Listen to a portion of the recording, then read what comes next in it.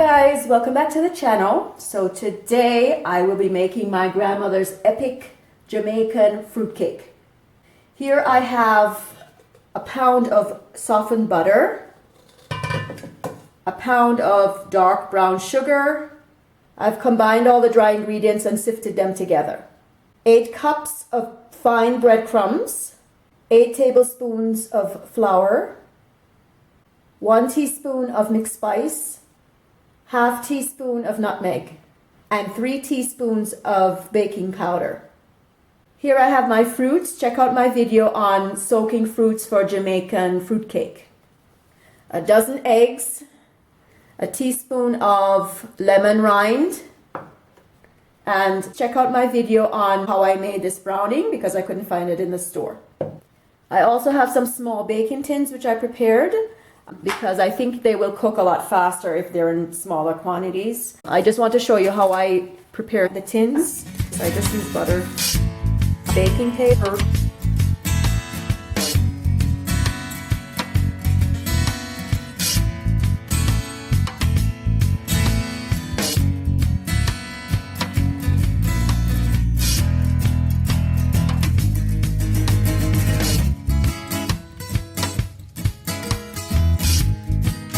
Okay guys, I'm going to add the sugar to the softened butter.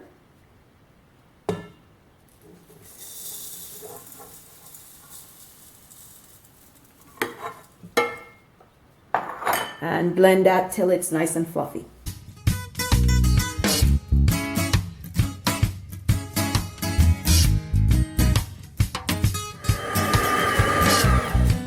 Okay guys, so I've creamed the butter and the sugar together till it's nice and fluffy, and now I'm going to add the eggs 3 at a time.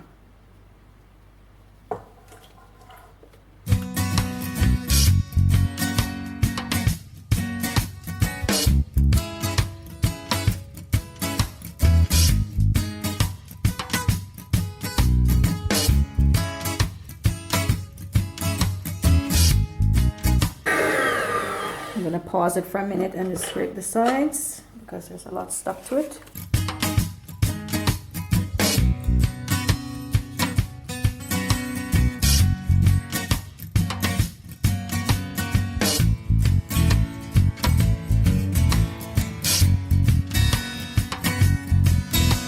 Okay guys, I've transferred the egg, butter and sugar mixture into this large container because I need that in order to stir everything together.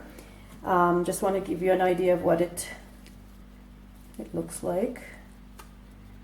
It's just creamy. Okay, so now I'm going to add lemon zest because I put a dozen eggs, so the lemon zest will kill the extra rawness of the eggs. And then I'm going to add the beautiful fruit. Again, check out my video on how I did this.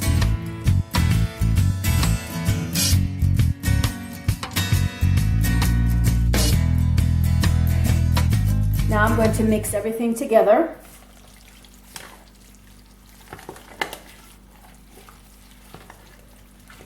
That looks so good and it smells so good.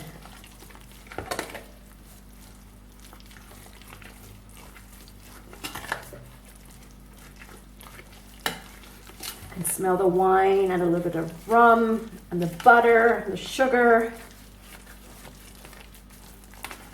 This is delicious. This smells delicious. Let's get everything nicely combined.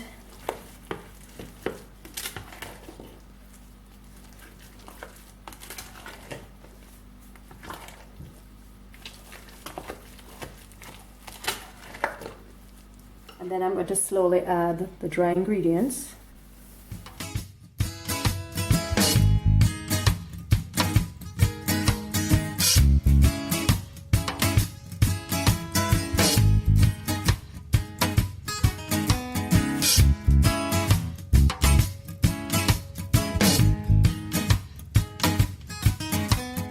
Okay guys, so I'm going to add another 3 cups of wine and 2 cups of rum to the batter, just to really give it that final flavor before baking.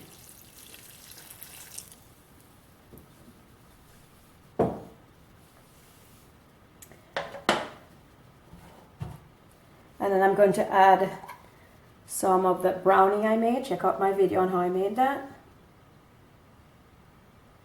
See how nice and dark it is? Okay, so we'll add that and then add some more if we need to.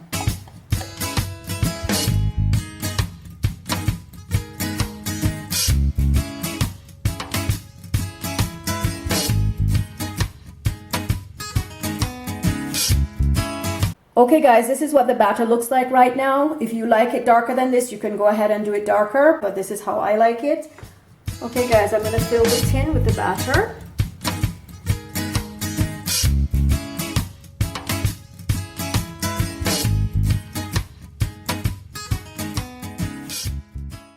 This cake is very dense. We will be adding some more wine and rum once it's done baking. I'm going to use my spatula to smooth it out a bit.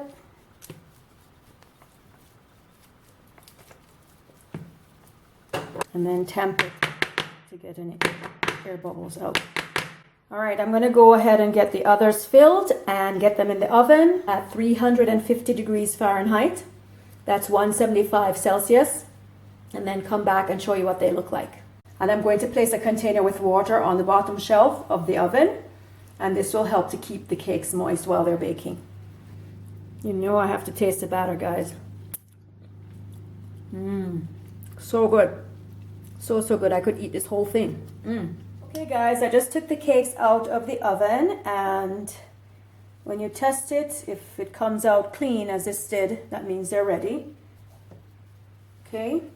What I'm going to do is, while they're still warm, is to garnish them, and then we'll let them cool.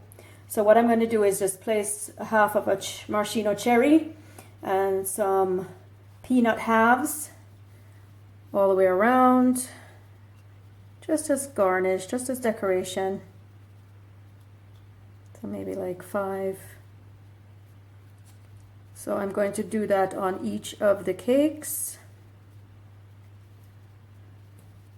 Okay. And the goal is to have the cake cool down, and then we will add some more wine rum mixture. And we'll continue to do that. Add the wine and the rum in small amounts for a few days. So out of the batter, I got 6 cakes, 5 6-inch cakes, and 1 10-inch cake. And I would say it took about an hour to bake them all. Okay guys, the cakes have cooled down, and I am going to add the rum wine mixture. So right now I mixed up 1 cup of wine and 1 tablespoon of rum. We're going to be adding this little by little every day, once a day, until it gets to the point where I feel it's saturated enough. So, all right, so I'm going to get started here. So I'm just going to take a spoon of it and gently spoon it over the cake. It will be absorbed into it.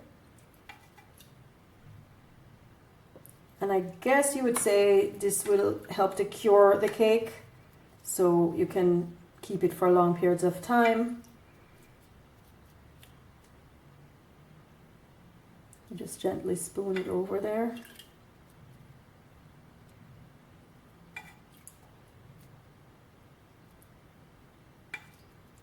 I also poked a few holes when I was testing the cake earlier, and even after I took it out, I poked a couple holes in there just to accommodate this wine that I'm basting it with.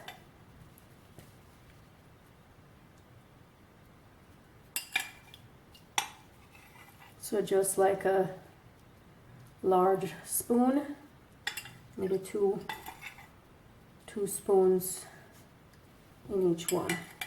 This is the size of the spoon. It looks like a dessert spoon or a serving spoon.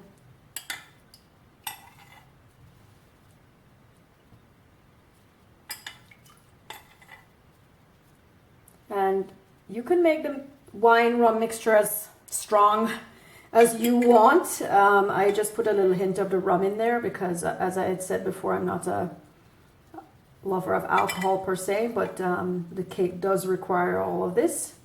So if you want to make yours really strong, go for it.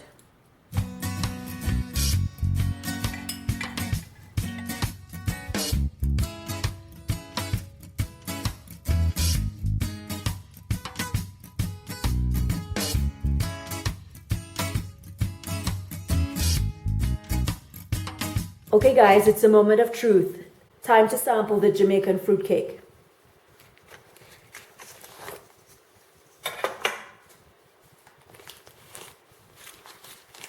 So I'm just going to remove all the paper. That looks so delicious. Oh my goodness. And as I'm cutting into it, it sounds really moist. And the smell, oh my God, the smell is so good. And I'm cutting a really big piece because I've been waiting so long. I've been basting it for about 6 days now, so it should be really, really, really well saturated. Wow, look at that. So good. So moist, and you can see a few pieces of the fruit. And now I'm going to try it.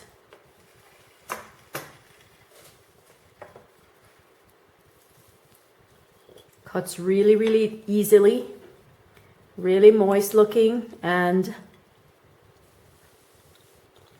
oh my goodness, oh my goodness. Lord of mercy. Wow. It tastes good, you see. I think my grandmother would be really, really proud of me right now. This is some good stuff. I'm gonna go get drunk from this because it's really good.